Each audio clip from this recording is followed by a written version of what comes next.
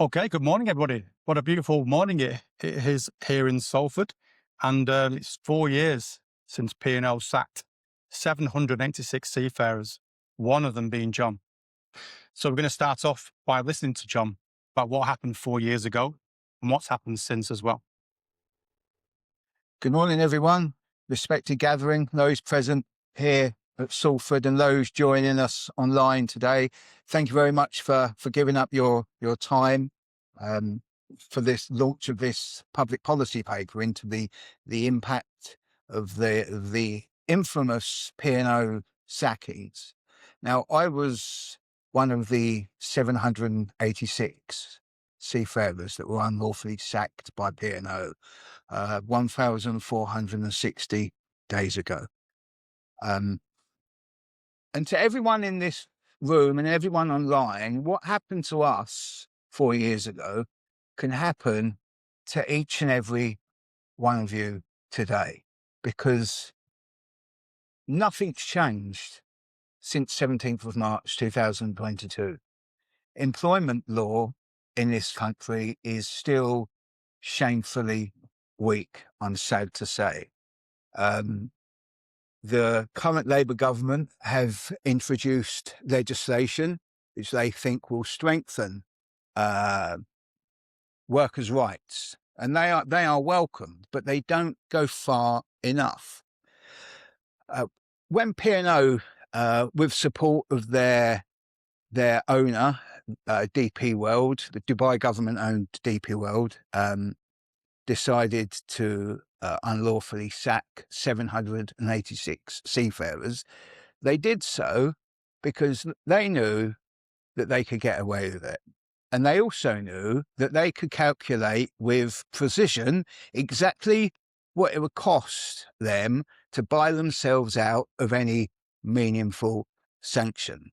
So it's called the Protective Award. If you're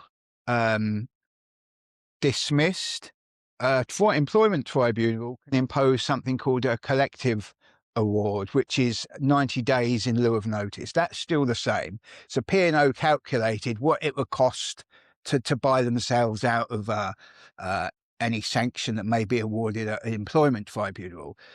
That is going to be increased to 180 days, but not just yet. That won't happen until the 6th of April of this year.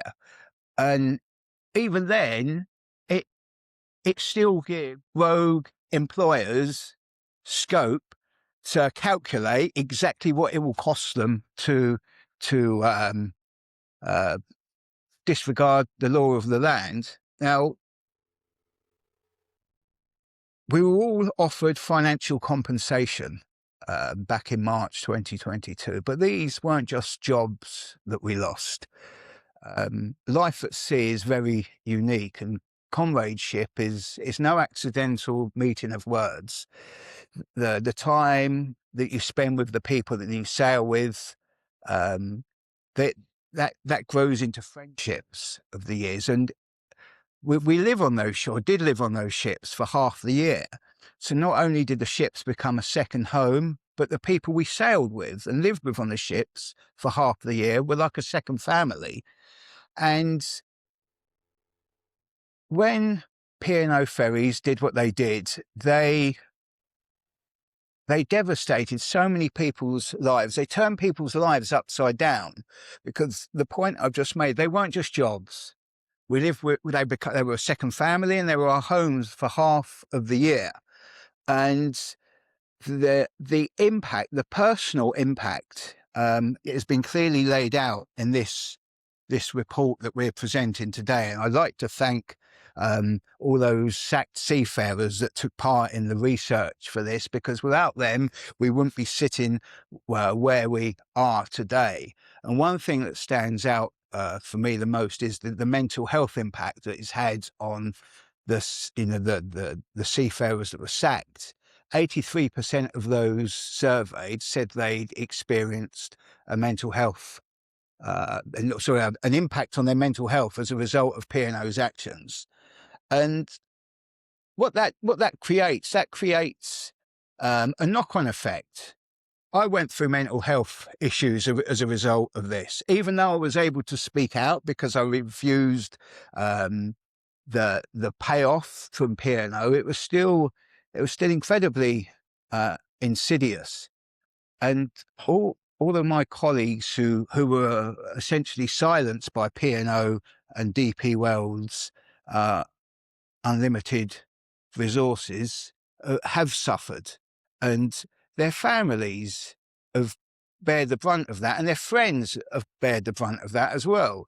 And also public services that we all rely on, such as the NHS, they've taken they've borne the brunt of this as well, because many of us had to access already stretched public services for mental health reasons and a whole host of other reasons. So this report is all about setting out what happens when government fail, when legislation is non-existent, when we've got incompetent leadership at trade unions. And this is why we are where we are today. I've lived and breathed this every day for the last 4 years, whether it's through assisting Sud and Jonathan with this report, or being asked to contribute to the BBC and other media outlets about this ongoing scandal, because this isn't over yet. We need protection, not just for seafarers, but for workers in general across the country. Because as I said at the beginning, what happened to us 4 years ago can happen to each and every one of you today. Nothing has changed. 1,460 days later, nothing has changed. And that's when this is all said and done today, I'd like you to go away with that in the forefront of your mind, because one of the key outcomes that we wanted from this report is to be able to, for government to understand where their failings were and what they need to do to prevent those things from happening again, and also what we can do as a trade union movement about getting more involved in this movement, this working class movement of ours, to prevent these things happening again. And I will come to that a bit later on in the session this morning. Again, I'd just like to reiterate my thanks for you attending today. You're giving up your precious time, and we really value your attendance. So I'm going to be quiet now for a little bit and hand over to Jonathan. Not so much quiet. I want to elaborate on one thing or other things, if that's okay. Yeah, of course. So what happened 4 years ago? Can you tell through what actually happened? Yeah. So actually what happened, it was 5 years ago, because approximately 1 year before we were sacked, the National Maritime Secretary of the RMT Union, Darren Proctor, I don't know if you're here today, Darren, or not, maybe not, he called a meeting amongst local RMT reps in Dover and said, look, we've got a huge problem on our hands. Irish Ferries, a low labour cost operator who fired and replaced all their staff at ports back in 2005, have announced that they're going to come and operate on the Dover to Calais route. And Darren said, this is really bad. We're going to have a huge campaign against Irish Ferries' arrival into Dover, because if we don't, P&O will go down the same route as Irish Ferries and become a low labour cost operator themselves. And Darren's actual words were, he said, we've got to slit their throat. And he put forward how committed he was to this campaign. But as time went on, no campaign happened. Nothing. Nada. Nothing at all. So fast forward a year later to 17th of March 2022, when we received an email on board the ships to say that all ships have got to return to port. There's going to be an announcement at 11 a.m. this morning that announcement, with support from the parent company, DP World, is going to secure the long-term viability of P&O Ferries. Up until 11 o'clock that morning, I thought it was going to be fire and rehire, not fire and replace. And I did that for one very simple reason. I'm going to use a boxing cliche here. It's not the punch that you see coming that hurts. It's the one that you don't see coming that hurts. But I saw this coming. Why did I see this coming? Because a year before, Darren Proctor said very, very explicitly what would happen at P&O if Irish ferries were allowed to come and operate on the Dover-Calais route without any change to the legislation as such to protect people from the exactly what happened on the 17th of March 2022. So that's what happened, but you have to go back 5 years, as I say, to really start this story. And it was only in the run-up to 11 o'clock that morning did we really get a sense of, actually, this isn't going to be fire and rehire, this is going to be fire and replace. Because we started receiving messages from colleagues in other ports around the country that there were busloads of what appeared to be replacement crew along the quayside. Same happening in Dover, in Hull, and Ken Ryan in Scotland.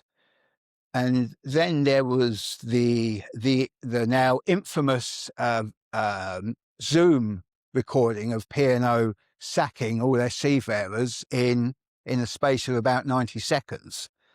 You were called into a meeting, weren't you? Yeah. You were shown the video. No, so what happened was, because there's two crews, there's an off-duty crew that were home and there's the ones on the ship. The video, the Zoom link, went out to my colleagues who were off-duty at home.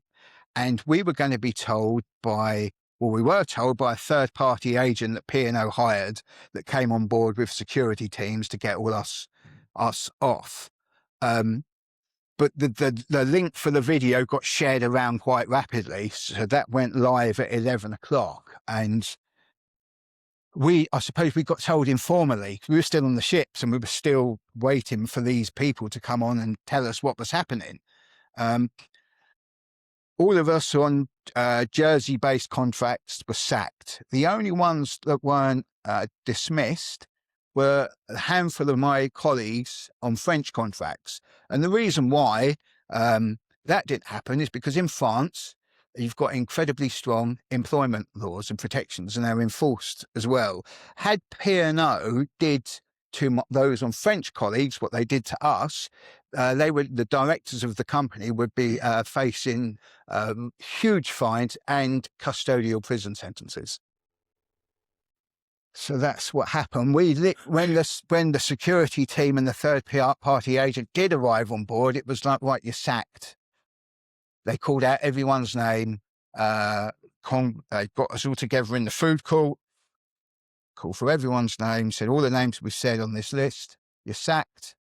You've got to get your belongings and get off, and you'll be given a letter when you get off the vessel. And that was it. It was that brutal. Shock and awe, I call it. It was shock and awe tactics that they used. And what happened to all your belongings that were in the rooms that you used when you stayed on the ship? So I'd only had enough capacity to take literally what I could carry. Again, we lived on these ships for half the year, so you can appreciate that we had quite a lot of personal belongings on there. I was able to get most of mine back at a later date. That was only through the Sunday Mirror doing a story about myself personally, and it put the pressure on P&O to return that. But very many of my former colleagues didn't get their belongings back, and there's one that actually stands out. Her late husband, who was a colleague of ours as well, he passed away a few months before this happened. His wife, who worked on board, she had some possessions of her late husband's that were sentimental value, including photos. And to this day, she's still waiting for those things back. They're never going to come back. Yeah, that's just one person's story. Yeah. Yeah, it was. And look, a few days afterwards, pictures were shared actually in the Parliamentary Select Committee of seafarers' personal belongings in dustbins on the ship, where they emptied out and ransacked the cabins and the lockers and just t- tossed out everyone's personal belongings the same way they, tossed us out of our jobs and our second homes and away from our second families. Gone just like that in 90 seconds. Incredible. It feels quite surreal, actually, even, talking about it. It was say, we was expecting it to an extent, but then, yeah, it's not the punch that you see coming that hurts. But and for most of that morning, especially with the first email announcement, thought, no, it's going to be fine, rehire, we'll be offered new contracts. But no, that wasn't the case. P&O went on the nuclear option. Look, some people may make an argument, look, they were actually given the green light to do this because a few months before, P&O wanted to essentially introduce a layoff clause by stealth that affected one quite large group of seafarers, and that was agreed to by representatives of the RMT without any consultation with the local reps. And that's a story for another time. But there's been a lot of chatter since then that no, actually, look, fire and rehire was going to be on the table initially, and then I thought, no, we go for the nuclear option, which they did. Okay, so when I first met John, we did a Radio 5 interview together, didn't we? Yes, With yes, we Edwina did. Curry, the ex-MP. And we kind of met up and discussed, how can we stop this from happening again? How can we highlight it to make sure it doesn't happen again, to have some kind of meaningful impact? And when we discussed the kind of aims and objectives of what we wanted to do, the overall aim really was to look at the impact on the seafarers. When you do research, you look at all manner of things, the processes that wasn't followed, the laws that were broken. And we have covered that in the report, but the overarching aim of this study was to look at the impact on the seafarers. And that's when you get to look at the report, you'll see a photograph of John at work, getting ready to listen to the message that he's going to be sacked, with no consultation, no notification about it. It's a really stark image, I think, when you first sent me it. So before we go into what we did in terms of the interviews and the questionnaires, bear in mind, this report is about the seafarers, and that's what we want it to be. That's why we held it today. It's 4 years since it happened. It's a very emotional day for John about what happened. And if you talk to anybody that's made redundant, and this wasn't a redundancy, but we talk to anybody about when they lose the job, it's very, very emotive for them. And that's why I wanted to get that essence across in this report. The findings and the recommendations are something which hopefully the government will take on board through legislation and through best practice. But at the heart of it is the feedback from the seafarers, what happened to them and what the effect it had on them. That's what this report is about. And that's the overarching aim of the study.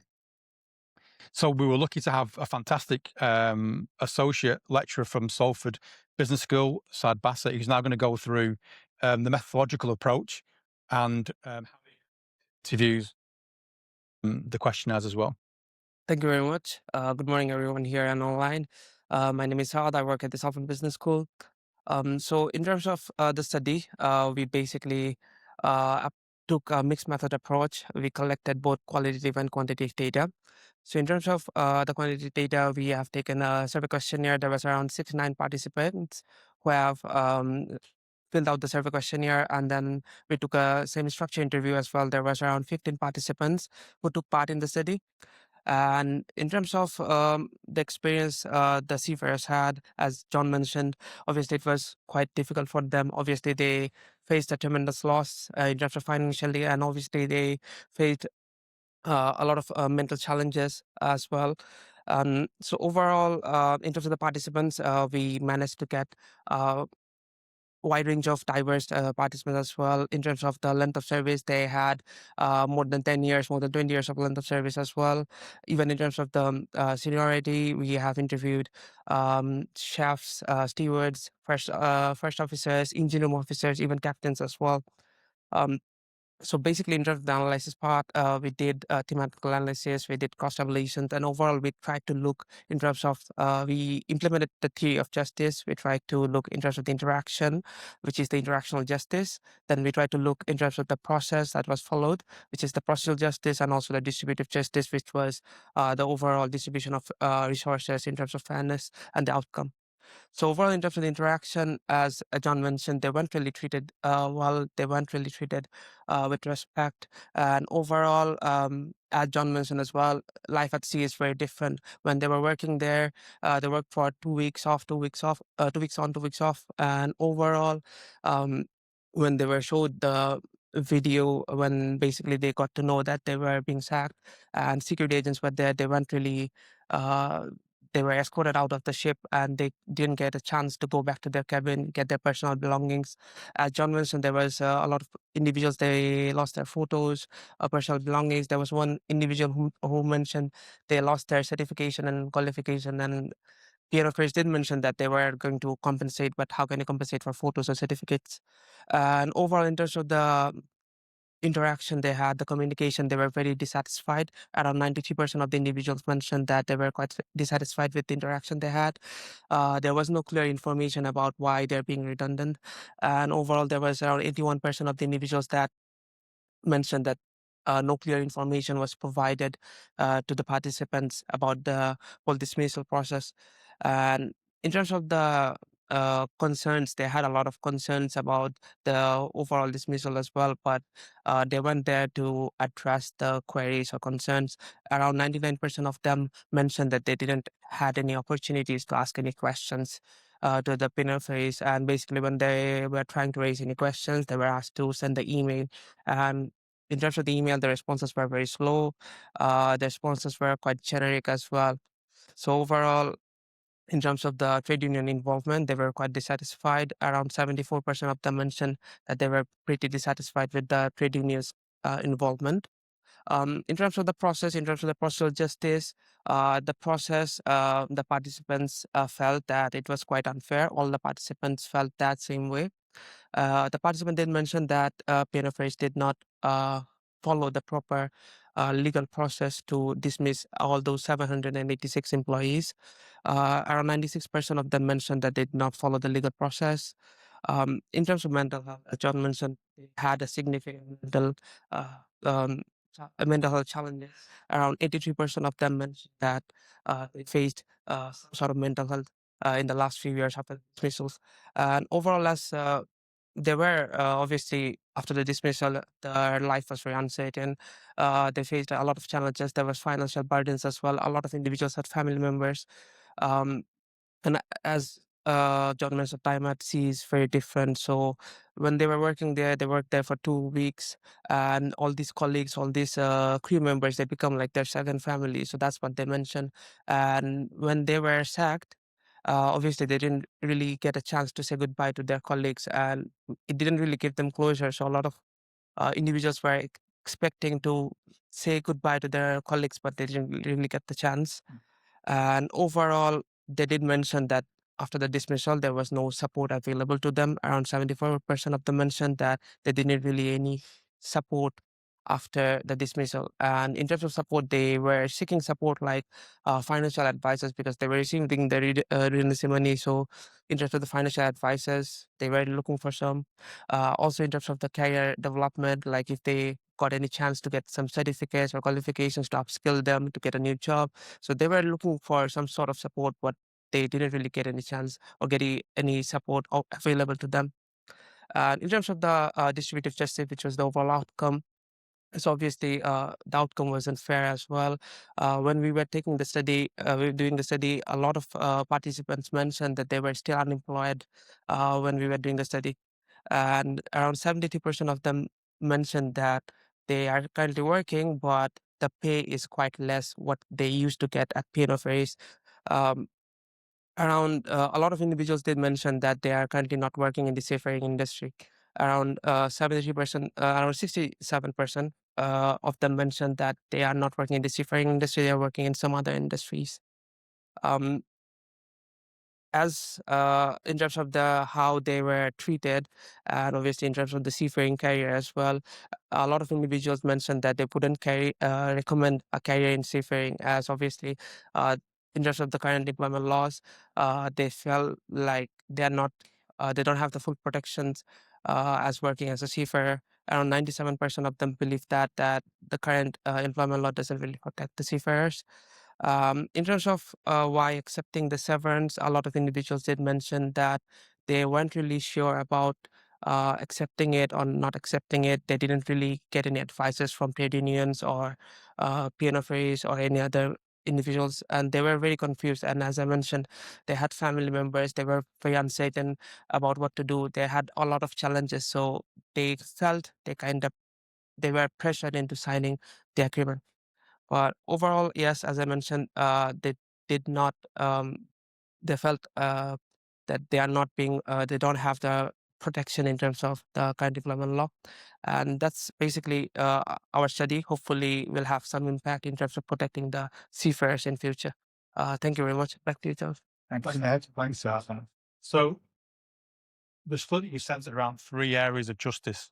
The theory of justice has three areas: procedural, interactional, and distributive. So it's the actual process that was or wasn't followed, how people feel about the interaction throughout the process, and the outcome. Was the outcome fair? And from the data that was collected, like Sad has just outlined, we've developed 7 themes, and then with them correlated most of those to recommendations, which hopefully can be used, like we've talked about, in terms of other legislation or best practice. So the themes that we've managed to draw out from the results, the first one is around communication and transparency. It was quite clear there was virtually no communication. You've heard from John. John has talked about at 11 o'clock, he was taken into an area on the ship and delivered a message on a tablet or on a video message in 90 seconds. In 90 seconds, he was sacked. He'd lost his job and his livelihood. There was no communication prior to that. There was very little communication after that as well. So if you look at the results and the theme of that, the communication was non-existent. There was no clear reason. According to 81% of those who we spoke to, there was no clear reason provided. And the ones that did say that there were reasons provided was just about how P&O was struggling financially. And we all really should know that during consultation for redundancy, which is what it should have been, you have to outline what the reasons are for redundancy. And that was severely lacking. So that was the main theme, the breakdown in transparency about what P&O were doing. And if you look at some of the comments from the Chief Executive Officer of P&O at the time, Peter Hebblethwaite, he actually told Parliament why he did what he did. And he actually said no trade union or government would have accepted the terms that we wanted to present to the employees of P&O Ferries. And that's quite a statement from a director of a company to say that they circumnavigated the laws, if you pardon the pun, they circumnavigated the laws because the terms they were offering were not acceptable. They knew what they were doing. And that's why there was a breakdown in communication and transparency about what they were doing. They knew exactly what they were doing. It was more cost efficient to sack the seafarers, pay them what we call compensation, and then to hire what I call agency workers or new staff on lesser salaries. And he admitted paying £5.50, £6 an hour to the new staff, which is considerably less than the national living wage. The second theme evolved around the erosion of trust in trade unions. And we didn't take this lightly. Both John and I are members of unions. We've got a real respect and understanding and a desire really for trade unions to be powerful and prevalent in the workplace and in society. So it wasn't something we took lightly. This isn't a report about bashing the government, about bashing the unions. It's about being open about how people feel about what happened. Remember, this is all from the seafarers. This isn't from me or from SAD. It's from John and the 785 other seafarers, what they think, and about the 69 that took part in this study. They believe that the unions didn't act in their best interests, or not as well. They didn't act as good as they could have. They actually said they felt a deep sense of betrayal by the trade unions. Half felt they weren't supported at all. 59% said they would not recommend trade union membership to others. And some reported having poor legal advice that they should accept the compensation or the settlement agreements that were offered, purely because there was no recourse anywhere else. I think you were told that, John, were you at some point, that you may as well accept the settlement agreement because it's very difficult to go to a tribunal or get the... Yes, so we were told by the maritime leadership of the RMT, Darren Proctor, that the legal advice would be forthcoming. And there was a deadline of 31st of March to either accept the offer or not accept the other offer. And there were very many members asking, what's the position? What can we do? What can't we do? And that never came. It took many months for me to get the advice that the union sought from their lawyers, because I didn't sign the agreement. I instead chose to pursue P&O via the employment tribunal process. I had to seek legal advice from elsewhere because it wasn't forthcoming from my union, say, or from my union's maritime leadership. And so I just wanted to digress slightly and reinforce something you said, Jonathan. This isn't today about bashing a union or whoever. I'm, along with Jonathan, I'm actually a member of two trade unions. I'm a shop steward for one and a branch chairman for another, and I'm a very proud trade union member. And a lot of my friends in the trade union movement, in the RMT, have been incredibly supportive towards me on a personal level over the last 4 years, and they gave me the support to be able to do what I did at the time, holding P&O to account, and to be sat here today with this report. So I think it's important that we reinforce Jonathan's message from earlier. And look, only Darren Proctor can answer why that legal advice never came. I've been told informally by politicians that were part of the RMT parliamentary group, and the answer in a nutshell was that the RMT didn't want to say to the people like myself and others that this is a good deal or a bad deal.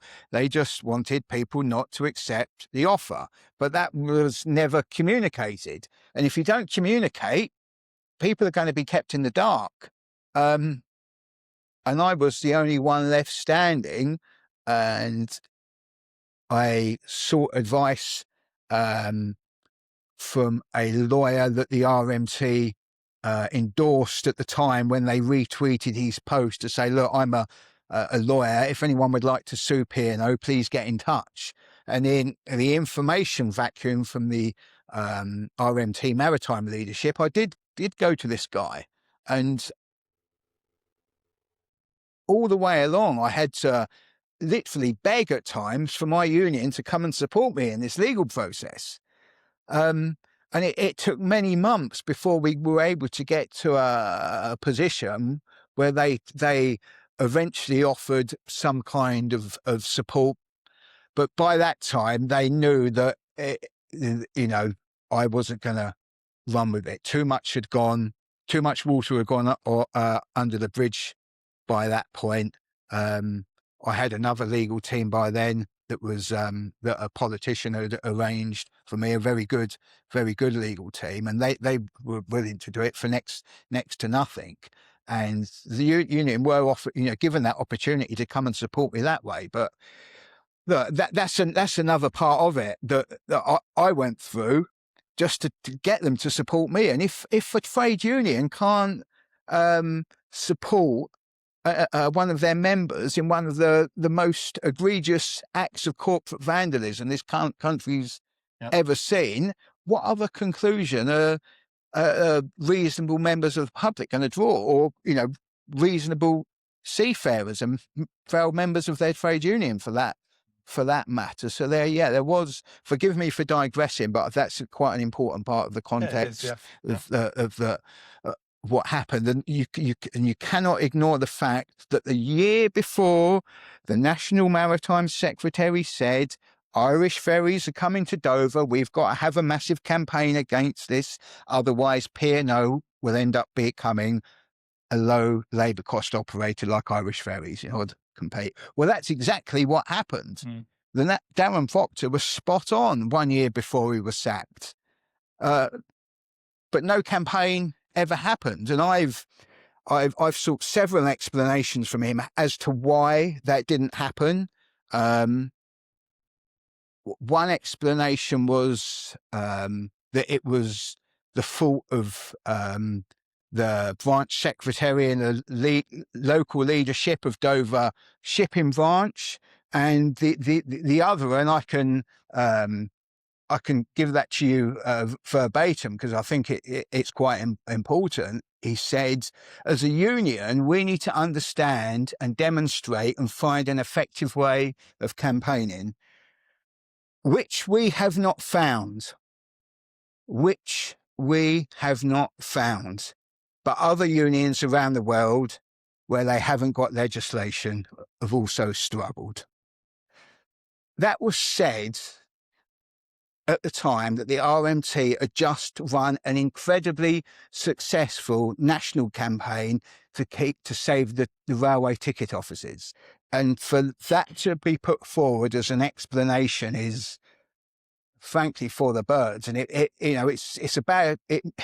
it's a disservice to the trade union movement and to all those committed trade union activists up and down the country to say that as a union, we need to understand and demonstrate and find an effective way of campaigning, which we have not found. No, that's nonsense. And that was the two explanations that I pressed him when I pressed him for an explanation, and those were the two different explanations that he gave. Very disappointing. Very disappointing. So the thing too around the erosion in trust in trade unions, and like John said, there is a trust issue with the unions around what happened. And from the seafarers' perspective, and we've got to bear in mind that the unions couldn't do very much. John was sacked on the 17th of March. He was no longer an employee of P&O Ferries, and therefore the unions couldn't really act on behalf of John and all the other seafarers. That's one of the problems with the laws around the regulations around trade unions and the restrictions on trade unions. And the only other viable option really legally was John to go to a tribunal if he didn't accept the settlement agreement, which he didn't do. So there is a caveat with this theme around the unions were somewhat hindered in what they could do because of the rules and regulations and the restrictions on what unions could do. But it was felt by the seafarers that they could have mobilised more, they could have done more at the time. And I think that's a big thing that comes out of it. And it's a lesson. We feel it's a lesson for the unions and from its membership. We want the trade union movement to be at its very best. We need it to. I mean, if it wasn't for the trade union movement, this country would be in a far worse state than what it is. And things that we, as Jonathan said, the trade unions had their hands tied by legislation, and we that's in some of the recommendations of the report of what we need to see to give trade unions more power to be able to injunct against these sort of things without facing punitive action themselves. But as a union movement, the one thing that we can do, that we don't need a ballot for industrial action for or anything like that, is to campaign publicly. The RMT did that incredibly effectively when it came to the Savar ticket office campaign. Fantastic campaign. But why didn't we go ahead with a campaign for this a year before? And it wasn't for the want of local activists trying, pushing the National Maritime Secretary to get this promised campaign off the ground. And post-sacking as well, there was this talk of, we're going to target all the sporting events that are sponsored by P&O's Dubai government owners, DP World. Well, that never materialised either. we never had an explanation for that. And yes, I think that's an important part of It is, yeah, it is. the context of this whole scandal. The next theme then, and next theme that John actually mentions about the mental health impact on the seafarers, which again is one of the most prominent things that comes out of the report. The seafarers who took part in the study, 83% reported negative mental health impacts. And I think sometimes it's quite easy sometimes for people to say, well, actually, okay, you were sacked. It may have been not a nice experience, but you were kind of compensated. You were given some money. So what's your problem? And actually, when we've actually promoted this report and we've done the interviews, some of the comments do say that what you're whinging about, what's the problem? You've been given some compensation, you've got a job straight away. But you have to bear in mind, and John's mentioned it again, this is not just a job, it's the way of life for people. And for people to lose not only their livelihood, but their way of life is quite emotive, and it can have a damaging effect on people's mental health, which comes out strongly within the report. And again, there's very little support from the unions, but from the company mainly. The company should have really provided support for people that have gone through this process. But you can tell the way it was done, it was shock and awe, do it quickly and try to get rid of people as soon as possible. The fourth theme then, around the structural injustices and the lack of legal empowerment for people. 100% of people that we spoke to in this study said it was unfair. 100%. Not one seafarer said this was a fair process. It was a fair way of doing it. And it really highlighted the how the laws can be circumnavigated, how you can get around the laws very easily. If you've got the money, you can get around the laws. So with redundancy, you have to consult. And in this case, they should have consulted for at least 45 days. You have to consult with the unions. It's a lengthy process, and it's a lengthy process for people to get their head around why it's happening and to explain why it's happening, to look for alternative employment. There's quite rightly a lengthy process to go through. And a company like P&O Ferries, who were losing money and have kind of revealed that in their accounts now, but they are owned by DP World, who in the last set of accounts have reported billions of dollars of profits. So you have to be quite skeptical with P&O saying, well, we're making £200 million of losses. It's not acceptable. The law should protect people. And this is what came out in the fourth theme. There was a lack of structural justice from the law. The law should protect workers. And we have made some recommendations about how we can get around that. But that was one of the biggest things as well to come out of the report, the lack of protection from the law. And we've shifted from collective legislation, I believe, in the UK towards more individual legislation. And that's not protective enough for people. You need both. You need individual and collective protection, because that can help protect people more. You need the laws. You need people being protected through legislation and redundancy, but you also need that collective protection as well, where trade unions can act on your behalf and protect you in a way which is fair. The fifth theme talks about the disproportionate effect on long service workers, which usually happens in redundancy. So you have people who, in this case, who worked for over 20 years for P&O Ferries, couldn't find jobs at that similar level and similar pay. So you've got a disproportionate impact on the long-serving employees of the company as well. And that may have been reflected maybe in the compensation. We don't really know. But it is quite clear that those only 9% of those with over 20 years experience remained in the seafaring industry. And only 2/3 of everyone we spoke to two-thirds left the industry, didn't they? Yes. So only 1/3 stayed in the industry. And just as many didn't recommend the industry didn't recommend it as a career to anyone. And all that knowledge, all the skills, the experience was lost to the industry. And we saw that with what happened to P&O Ferries and how the ships weren't allowed to operate, were they? No. A couple of weeks after they did this. The sixth theme was around the absence of post-employment support. So again, with the redundancy process, you have to make sure that you support people going through the process, try and find alternative employment, allow time off to look for alternative jobs outside of the company. And again, that was severely lacking. So again, it was only 3/4 of respondents said they received no post-employment support. So only a third received some kind of support in some way. 2/3 didn't. So again, it's the lack of support from P&O Ferries. And the final theme was around the power imbalance. This act showed a huge power imbalance between the owners of P&O Ferries and the CEO of P&O Ferries and the seafarers. There's a massive power imbalance still in the employment relationship. It's still prevalent. It's still there.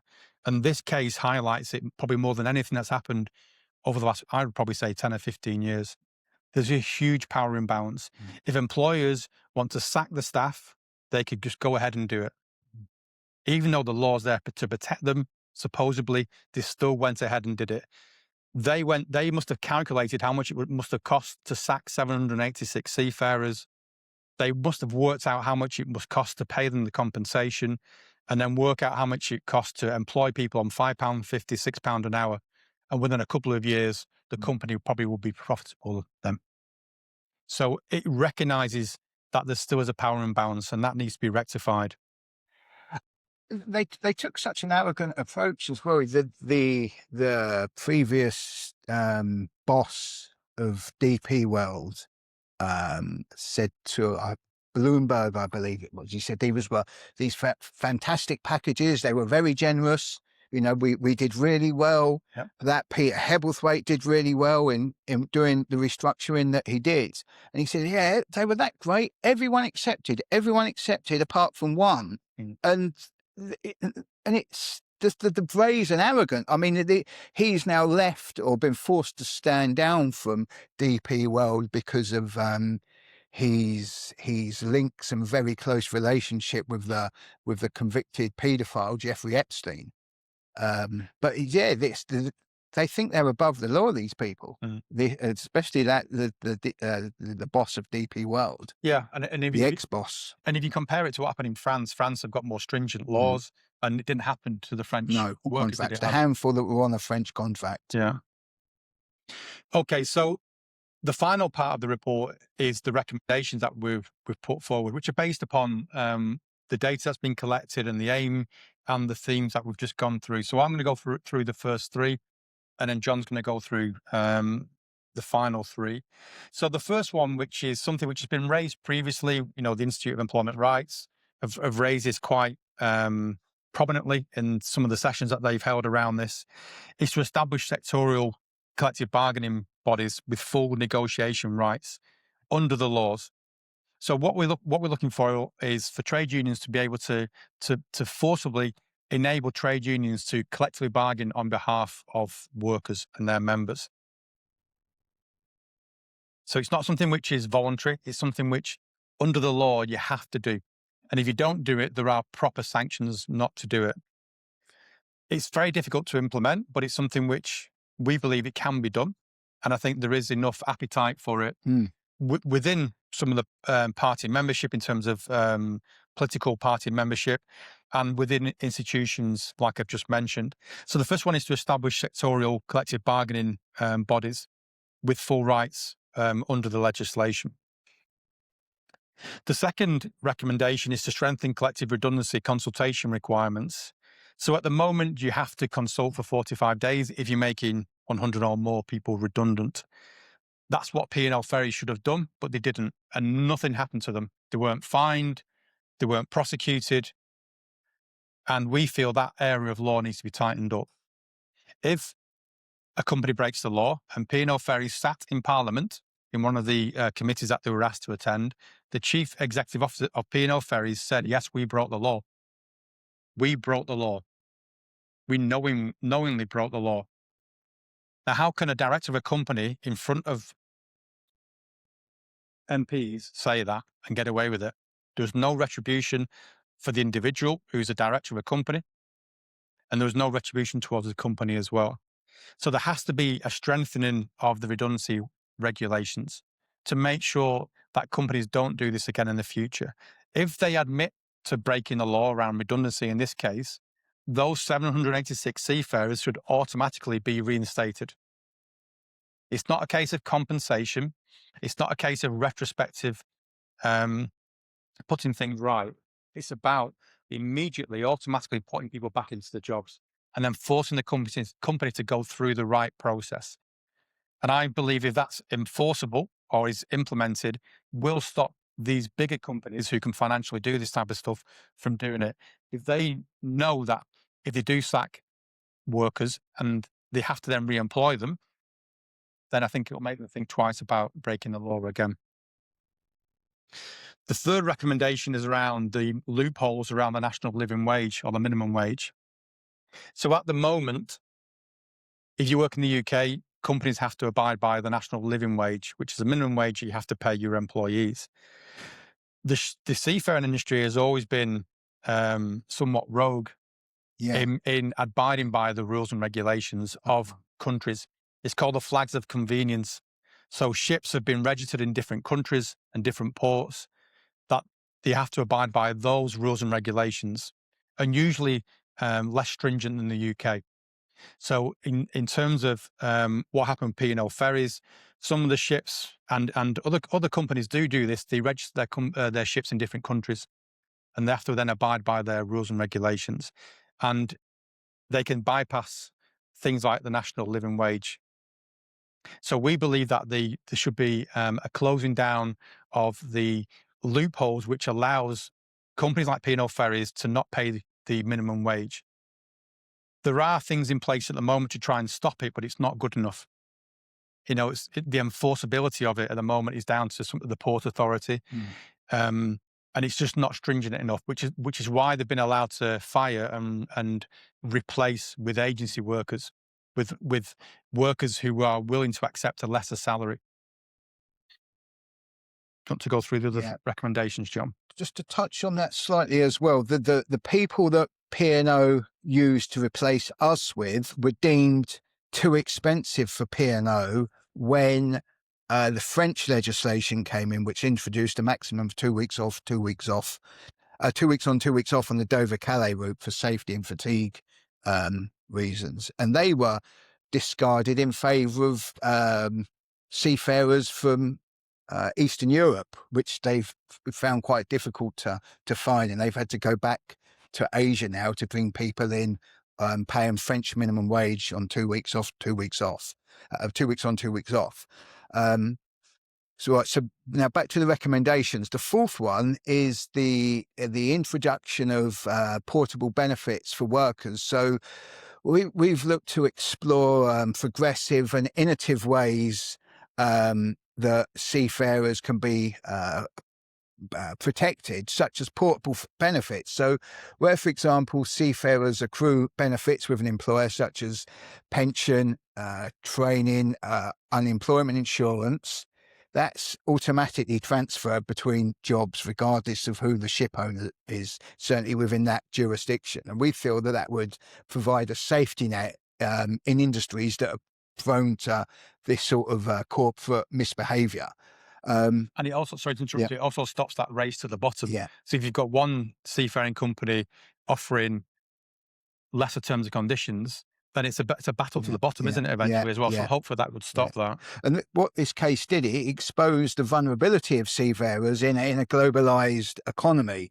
And as we've suggested in the early discussions, these portable benefits, they could mitigate any sudden job losses. At least they'd have, the training there, some unemployment insurance, pensions, which are transferable as well. The fifth recommendation is ban, fire and rehire practices outright.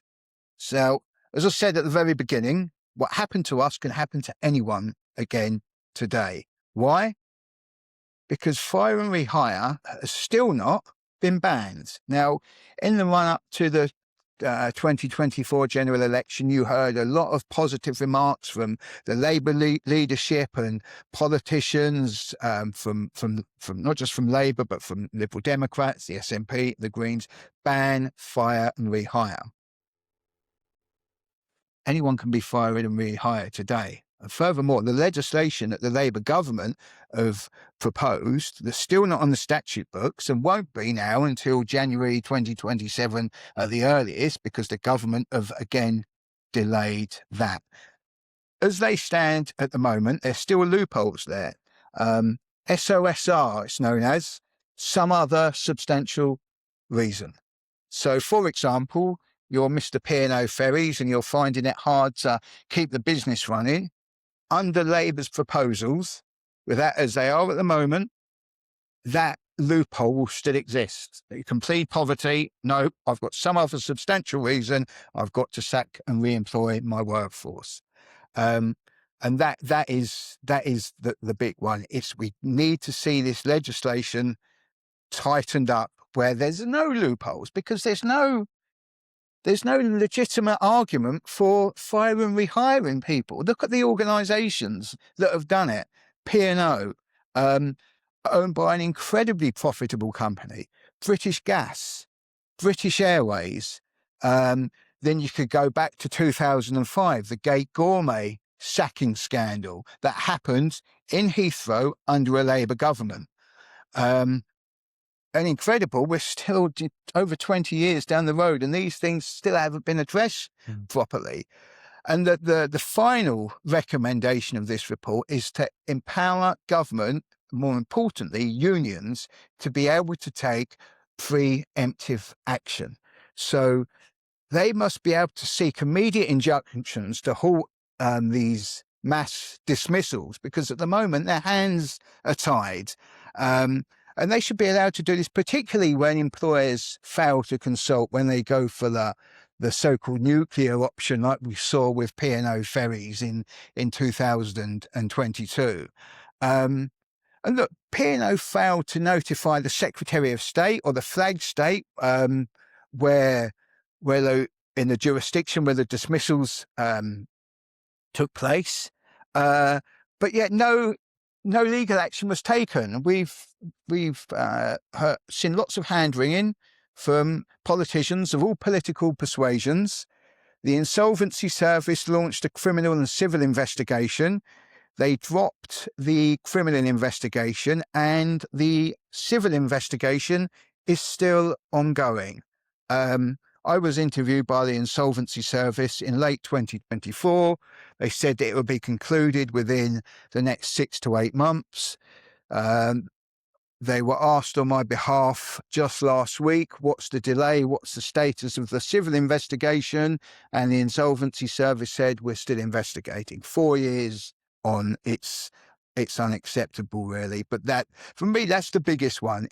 Empower the unions to be able to seek injunctions.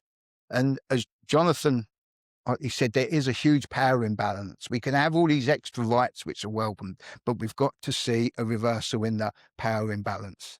And I think that would make a huge impact on this. This isn't something that's,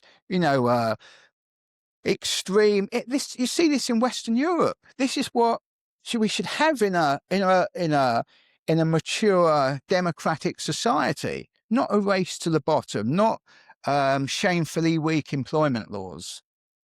But this has been a failure of politicians for decades and decades and decades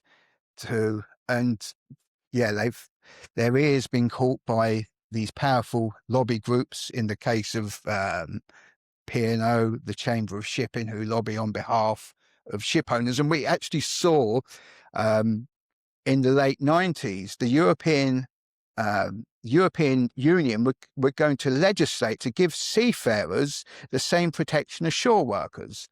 And that legislation proposal was effectively sunk by the European Community Shipowners Association. And they are a very well-funded, very powerful lobby group on behalf of European ship owners, who went to the EU and said, look, we're not going to do any of the things you're accusing us of we might be doing. And they won the argument with the politicians in Europe, and that didn't happen. Then what happened? They went on and done exactly what they were accused of doing. Okay, thanks, John. So we're going to conclude now, and then I will hand over to John to have the final kind of outcome of what we've done and what he feels about it, because I think it's important to come from the seafarers and from that seafaring perspective. But if you look at this report and its outcomes, it's based around the theory of justice, procedural, interactional, and distributive. The process, and this is according to the seafarers, there was a lack of process quite clearly. They were brought into a room or they were given a message to watch and they were sacked. And there was no process followed. So there was no justice with the process. Interactional justice, which is about how you feel about going through the process. Over 80% said they had mental health problems or issues because of what they went through. 2/3 less left the seafaring industry. So the interaction side of it, again, is lacking. There was no justice with how people were interacting with the process. Again, if you read the report, people were frog marched off the ships. Some had nowhere to go. They couldn't even get to the cars, which is a couple of miles walk. So they had to get taxis. A taxi firm heard about what was happening on the radio and actually went to the docks and had to give free lifts for people to get to where they wanted to go to. So if you look at what P&O did and how they interacted with staff, from their perspective, was they felt severely let down, not by what happened, but how they were treated as well. And then the distributive justice side of it, which is difficult sometimes to kind of emphasize, okay, people did get compensated in some format, but the overall impact didn't compensate enough. They lost their jobs, they lost their livelihoods, they didn't remain in that industry. And they saw a cheaper workforce take their jobs. And the long-term effect, we're still going to see the ramifications of this. I know it's been 4 years, but you'll see 10, 15, 20 years' time, the impact on the industry will come back to haunt what P&O Ferries did. So before we take any questions online and in the audience today, I'm going to hand over to John just to give us some kind of final thoughts, if that's okay. So there isn't a day that goes by where I don't either see or hear about the impact on the mental and physical well-being of very many of my former colleagues as a result of the actions of P&O Ferries, sponsored by their owners, DP World. And from this report that we've put together, the most alarming thing that's come from it is the widespread disillusion with trade unions, or more appropriately, with people in leadership positions in trade unions.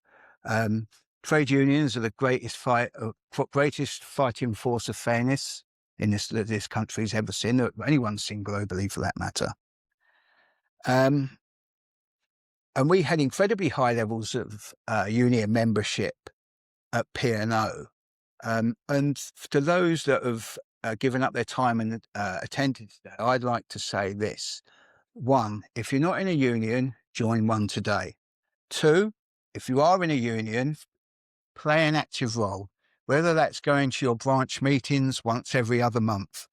Please get a little bit more involved, become active, because what happens when we take a passive role in these things, and at first I'm guilty of that myself.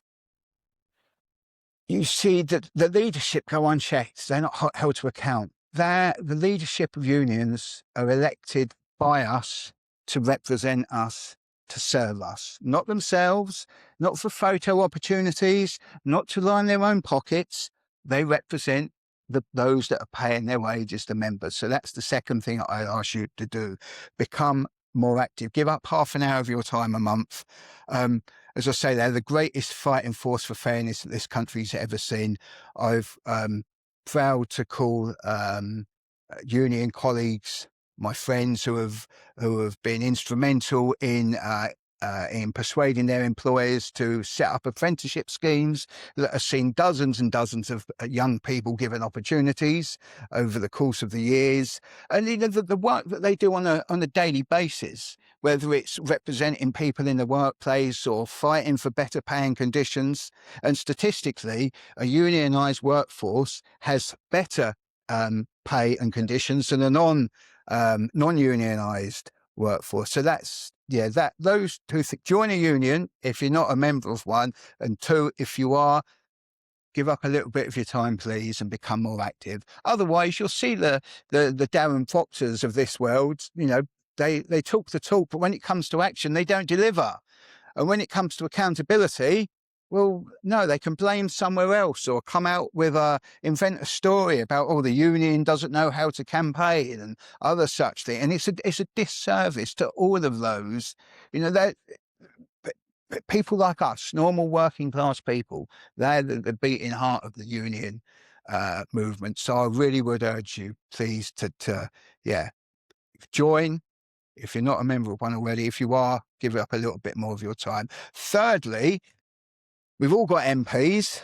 I'd urge you all to write to your MPs and say, it doesn't matter what political party they're part of, where is this fire and rehire legislation? Send them a copy of this report. Make them aware of it. Why haven't the politicians that we elect to represent us do the things that they said they're going to do? Because this, as equally, has been about political failure. There's been lots of talk and nothing's happened. Again, the prime example would be the fire and rehire legislation that still isn't on the statute books. I do not wish anyone at all, to go through what myself and the other 785 seafarers went through 4 years ago today. It turned our lives upside down. We lost our homes that we had for half the year. We lost our second families. And as Sud highlighted earlier, a lot of us didn't get to say goodbye. And the life at sea is unique. Being a seafarer is part of our identity, part of who we are. And that, P&O valued that at precisely zero when they sacrificed us on the altar of cheap agency labour. Okay, so thank you very much for your time today, your precious time. I think now we're going to go on to a Q&A session. Yeah, if that's okay. So we'll ask any questions in the audience first. And Reese has got a mic. Do you want to say that? Thank you. Has anybody got any questions here? 1, 2, 1, 2, Patrick, testing. So we've got a microphone, Patrick, if that's okay. Just so everybody else online can hear it. Thank you very much, John. I've got a 2-part question for you. How long did it take for the events to hit mainstream media? Yeah. And were you satisfied with the coverage exposure that it received? So it answers the first part of your question that day. And yeah, actually I was satisfied. Because in the context of the time, there was the Russian invasion of Ukraine that was dominating the headlines globally. The actions of P&O knocked that war off the top of the new headlines, not just for days, for weeks after the event. But then it's like anything, that it does get forgotten about over time. And I think some have recognised that by being able to continue to speak out, we've done a disproportionate amount to be able to keep this in the mainstream, in the forefront of people's minds. And yes, I was satisfied, and that within the initial, because I've got all the copies of the front pages from the next day and the subsequent days after that as well. And look, ITV have been they've been incredibly committed to this story. Joel Hills, the business and economics editor, and his team, they've run story after story after story on this. And look, let's not forget that with the post office sacking scandal, that first entered the Post Office Horizon scandal and the unjust jailing of postmasters and mistresses. That first entered the public domain in 2009 with Computer Weekly. Then Private Eye magazine picked it up and run with it. And then BBC Newsnight reported on it, John Sweeney, in the mid-2010s. And it took an ITV drama, really, for the government to get some impetus and start righting some of the wrongs. And that's taken what now? When was the drama? 2 years ago. So it took the best part of 15 years for that. And it'd be the same with this. And I'm not giving up hope of this getting turned into some sort of TV drama. So it captures the mood and the imagination of the public, and we can see more changes. because unfortunately, with so many things, injustices far graver than this, it takes years and years and years and years to bring about justice for those that were impacted. And I could think the Hillsborough disaster, you know, the families and friends of those victims, they've never stopped fighting to right all those wrongs and all the slander that was written about them. It's taken decades. And it's only now that we're starting to see, you know, some impact of all their efforts over all of those decades. And it's actually, that's a scandal in itself that it takes so long. And that, you know, the gravest sort of scandals, and you come down to the other end of the spectrum with this type of thing. But yeah, please write to your MPs as well. But thank you for your questions, and thank you for coming as well. I just wanted to ask, in terms of the questionnaire, so 60, is it 60 out of 700? 69. 69 out of 700. So could you not get more? No, and there was one reason for that. Yeah. 785 seafarers that we know signed non-disclosure agreements, so they weren't allowed to speak to anybody. So we were very lucky to get 69 who could actually, it was all anonymized. So we were able, through John's contacts and through other ethical means, because ethical processes, you know, we managed to contact about 300, didn't we? Yeah, plus minus, yeah. Yeah, so we managed to contact about 300. A lot of them came back and said they wanted to, but they couldn't do because they signed the non-disclosure agreement. So when they accepted the settlement agreement, they signed an agreement not to speak about what had happened then and in the future. So we felt 69 was more than robust enough to get the feedback we needed for it. Yeah, because in terms of representation of the population. Yeah, and people were scared. And that's why companies do this. They get them to sign settlement agreements or non-disclosure agreements, so they don't talk, so they don't reveal what happened. But this report quite clearly shows and demonstrates what happened to the seafarers, to the ones that were brave enough, and to the 15 that we interviewed as well. Oh, and the 15 is from out of the 60. Out of the 69, 69, we asked whether they would be prepared to be interviewed, and 15 said they would be. Agreed. Yeah. Okay, but thank you very much. Thanks, Judy. I think in the grand scheme of things as well, if I may add, that is quite a good sample size for these kind of with these studies. So yeah, it could have been more. It could always be more. But yeah, it was the quality of the information that we got is incredible.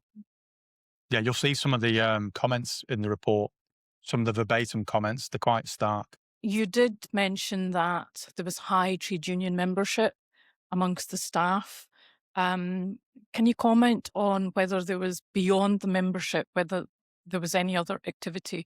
So, for example, union representation, union reps, beyond the high trade union membership, was there any other union activity amongst the staff? Oh, yeah. When we got sacked, I was a rep. Yeah. We were out protesting publicly for days after, for the following day, we had protests around the country.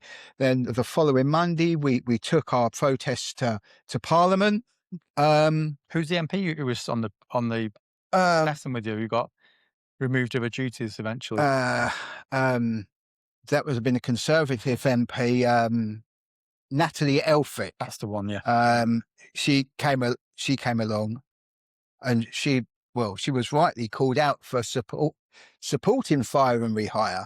John McDonnell, MP, the MP for Hayes and Harlington, a stalwart of the just the Labour Party, but the Labour movement as well.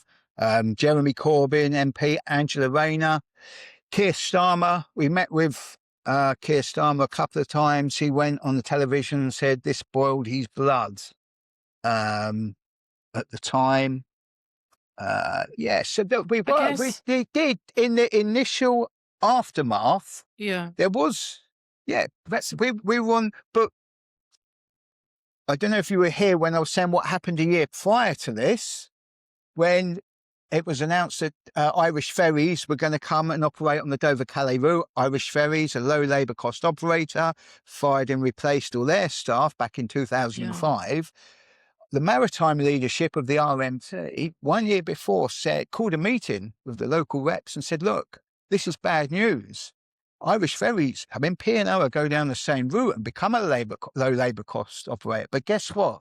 We're going to do something about it. We're going to launch a massive campaign Yeah. to raise awareness, and that never happened. Yeah. So it was what happened a year, or rather what didn't happen a year before, that's been, I think, what the participants have sort of been driving towards. And as well, there was the information vacuum in the aftermath, and I was, plugged into the movement, and I was asking, where's the legal opinion? It's coming, it's coming, it's coming. That's what we were placated with right up to the deadline. Yeah. And it's just rank and file members that were asking, what's what can we do? What can't we do? And there was, like I say, some parliamentarians that are part of the RMT parliamentary group have told me informally that the union didn't want to say to people like me or others, this is a good deal or this is a bad deal. They just wanted us not to accept the offer. Well, that was not communicated. And you cannot have a communication vacuum in that. And that's down to the leadership. That's where the buck stops. I guess the reason for asking this question is really around, so prior to all this taking off, what was the culture in terms of employers supporting your role as a union rep within the organisation? I guess that's a leading question, isn't it? Because look, we just been through a big redundancy program, several actually. The COVID one in 2020, where they did listen to the union when it come to introducing their own bespoke employee retention scheme. And then they went for another one immediately after that as well. And then in December 2021, P&O wanted to lay off what was known as Contract C. And they don't live on board the ship. They come on and do day on, day off, or what the case may be. But they were laid off for 3 months by P&O, and 2 RMT reps agreed to that, which was essentially introducing a layoff clause by stealth. And that was, that many have said that that's what gave the P&O the final green light to go a step further with the nuclear option. But yeah, no, we were had a large density, and there was very good incredible reps there, but it was the leadership that because we look in times of a crisis, we look to leaders, do we not? When COVID happened, we all put our TVs on every day to see what the Prime Minister would say, or his health advisors, Patrick Vallance, and that's who we look to for information in times of upheaval. Yeah, and it was down to the leadership. Thank you. Thank you for the question. Thank you for coming. Any more questions in the room? Yeah. So elaborate on that. I'm just wondering what that meant. Maybe is that were there any signs beforehand? The practices telling you that you couldn't trust. And I think Jonathan mentioned trust in a sense, so not between the employers and employees, but also between employees and trade unions. So there was a lack of trust. But also, was there any sign that this was going to happen? There was lots of signs that they couldn't be trusted, not just to do right by their employees, but by their customers as well. So one example would be, you remember the rapid COVID testing scheme that got rolled out by the government? P&O refused point blank to sign up to it, refused. It was a Conservative politician and a junior minister at the DfT that essentially threatened them with some public naming and shaming if they didn't, subscribe to that free scheme that was provided by the state. Yeah, we get that you don't care about your employees.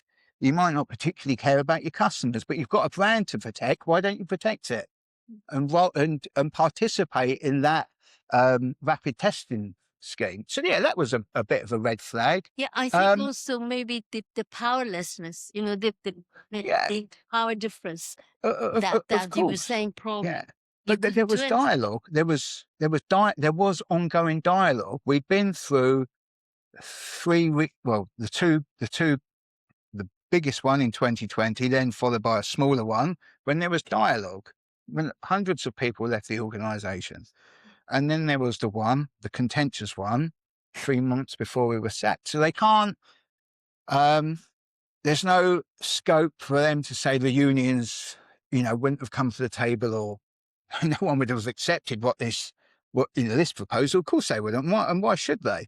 Yeah, like I say, there was lots of signs that it was that things weren't right. But as I say, we knew that P&O might do this a year before with Irish Ferries coming. Irish Ferries had done this, the exact same thing, in 2005. They'd done it with their ships in UK ports, and there was a Labour government at the day as well. And if I'm just this fire and rehire thing, the earliest example that I can find of fire and replace in the 21st century was made by a guy called Sir Anthony Charles Linton Blair. People will know him commonly as Tony Blair, former Prime Minister of this country. Now, if his main media aide, Alistair Campbell, is to be believed, in Alistair Campbell's diary, he wrote that during an industrial dispute with London firefighters, Tony Blair was considering firing them and replacing them with quote unquote new personnel. So this fire and replace thing has been considered by Labour prime ministers, as well as unscrupulous and greedy employers. So it's happened for the master and servant relationship. Practice. There's an act hundreds of years ago brought in, so that power imbalance has always been there. But the final point for your question, Sid, if you look at page 7 of the report, there's a photograph of boxes, and those boxes were uniforms for the replacement staff. So this is well planned. It was well planned, and things like this just don't happen. They are tested. Yeah. They're tested. And like John said, it's tested and they increase a little bit about what they do. They find they can get away with things. Yeah. So they don't just come ahead and do it unless there's real problems within the company. They do it strategically, and this was definitely done in a strategic way. We've also been told informally as well by people that worked at the office who left after the event that P&O took a cynical view, and this was in regards to the timing. Right, we're going to go and we're going to do this now, because of the Russia-Ukraine war. That was dominating. And they thought, it won't get much media coverage. Well, they were wrong, and it did. Yeah, and if Labour prime ministers have got this idea in their heads, what chance have we got? And it is like Jonathan's repeatedly highlighted, is this power imbalance. And by the way, this was a loyal group of workers. They kept the country going during COVID. 15% of goods and medicine come in just by P&O on that Dover-Calais route during COVID. And everyone was still, those that were still working on those ships, week on, week off, backwards and forwards to keep this country stocked. And that's the thanks that they got. And I think what really, sorry, just to close on this answer to your question, we've got a sense of fair play in this country, right? Everyone knew that this was wrong on so many levels, and that's why it caused the outrage that it did. Because you look at brands like P&O and Cadbury's and British Airways, perhaps, and you expect them to have a high step. Not in the 21st century. But thank you for your question. Sure. Thank you very much. Thanks, Edith. We've got a couple online, not a question, but John Dobson says, I was retired at the time, 36 hours before P&O did what they did. Yeah. And we have Steve Todd. If you'd like to turn your mic on, you should come out through here. Yeah. Is that okay? Yep, that's fine.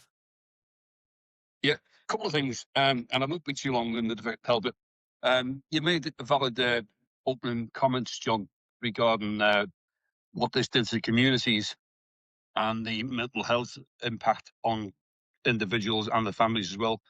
And let's go back a bit further. This is tantamount to what Mrs. Thatcher did with the mining communities, ripped the hearts out of communities, and seen the people suffer. And if lessons have never been learned since the days of the terrible miners' strikes, lessons will never be learned. But this again was another repetitive, disgraceful act by a government.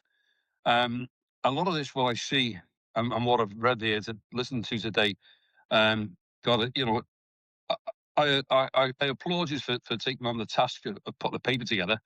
I'll come to a question in a minute. Where's the paper going and who's getting the paper? Who you intend to present it to? I'm sure you'll tell us that. But a lot of it smacks to me of repetitive bad practice by various governments, by employers, been allowed to do so by various governments, I'm afraid. And P&O are not alone for this.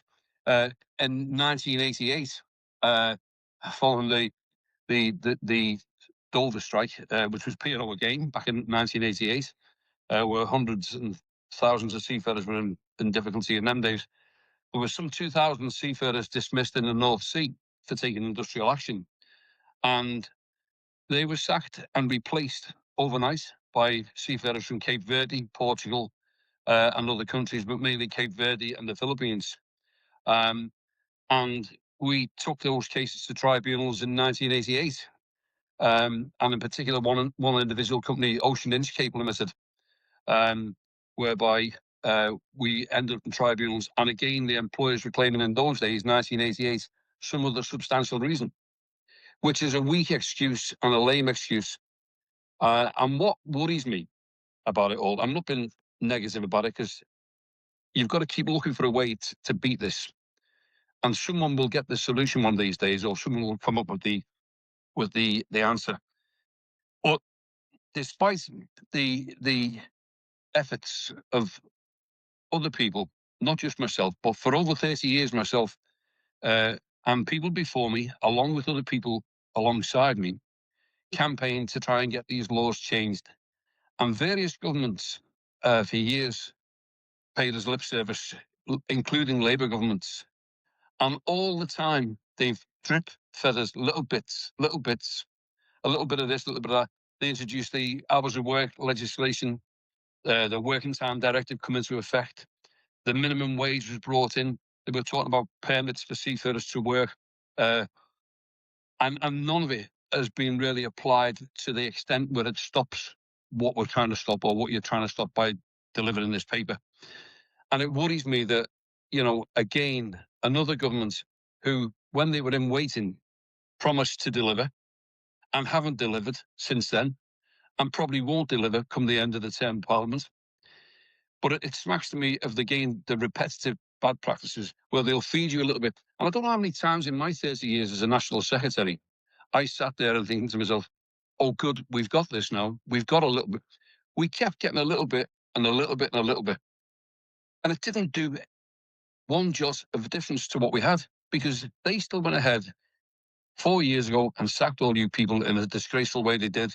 So I hope that the paper delivers to the right people, who are going to make the decisions to get this right. You know, the legislation just does not go far enough, and it won't go far enough with any government, in my view, because they haven't got the political will, because they're afraid to upset the ship owners. Ship owners ruled this country for many, many years, and ship owners had the final say, and they could bring governments down in the same way as oil majors bring governments down. So the ship owners are still wielding that power, and P&O themselves, for what they were, P&O Ferries, a part of DP World, have carried on that practice. So it's a worry to me.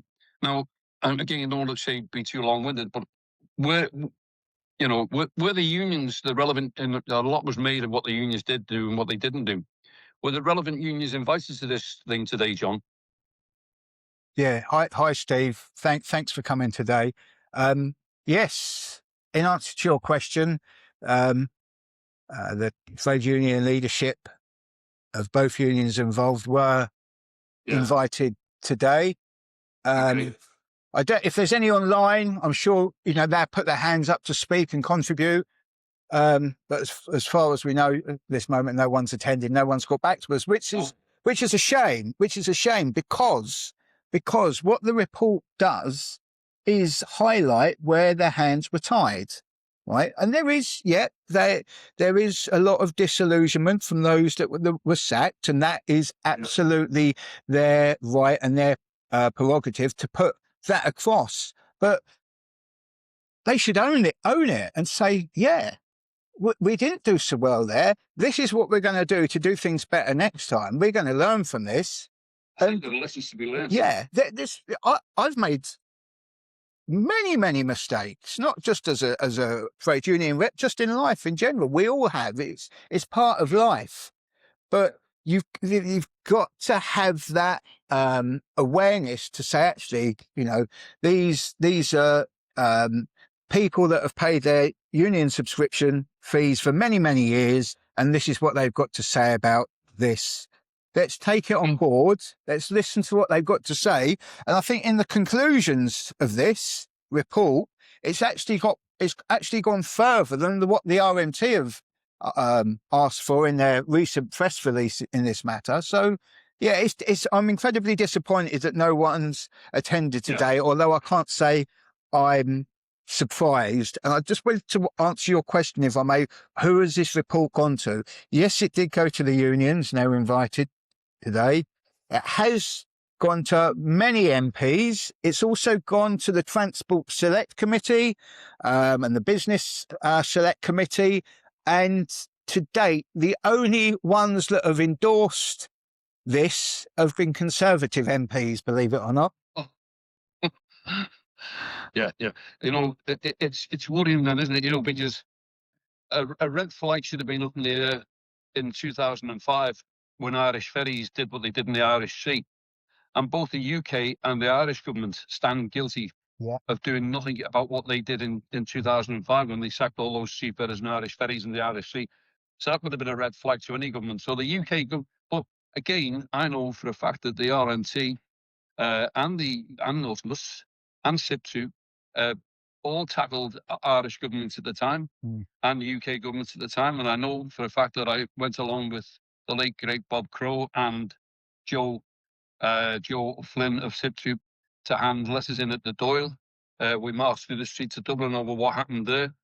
And again, the governments did nothing. They still allowed Irish ferries. And knowing what Irish ferries did in the Irish Sea, when they went into Dover, surely the UK government must have seen a red flag there and must have worried itself then, because somebody would have been worried. And I know you said you had a warning yourselves, but I think it was a message to people what happened in 2005 that this company will do it again, and Irish Ferries will continue to do that. I think it's only a matter of time before they start bidding to get elsewhere and get them their foot in the game. And thankfully, thanks to I know people criticise unions and all, but thanks to the tenacity of the trade unions' actions in Scotland, RMT in particular, they won't get a foothold in Calamari because that's been well protected by the actions of the union up there and by the people who've. But I was worrying, where it's really going to. And the reason I asked why were the unions invited, because I thought it would have been good if they had come and put their points of view across after you put yours across. But thanks for putting the paper together. I mean, there's a lot to be learned from it. And there are lessons to be learned every day. You said it yourself, John. We all make mistakes, and many of us have made these mistakes. But it's time for this legislation to be tightened up and to prevent these actions from taking place in future years. And it'll only be with the political will of the politicians. And I hope your paper has some impact on that and helps them make their mind to get off their backsides and do something. Thank you. Okay, thanks. Thank you, Steve. We're coming to a conclusion now. So thanks for the questions. We'd like to thank everybody who attended today, either in person, which is great to spare your time and come along today. And thank you to everybody who's online as well. We have recorded the session, and that will be sent out this week throughout social media and through the university. I'd like to thank Reese, who's produced. If you could give Reese a round of applause. Reese is fantastic. I've worked with him before, and he's produced today, which has really helped us out. We can concentrate on the report, and we've got our maestro producing things in the background. So thank you to Reese. Thanks to the University of Salford, because they funded this research. The Public Policy Fund helped us to produce this report. And I'd like to finally thank John and all the seafarers. I think they're the most important people we need to recognise today. Thank you. Okay, thanks everybody, and enjoy the rest of your day.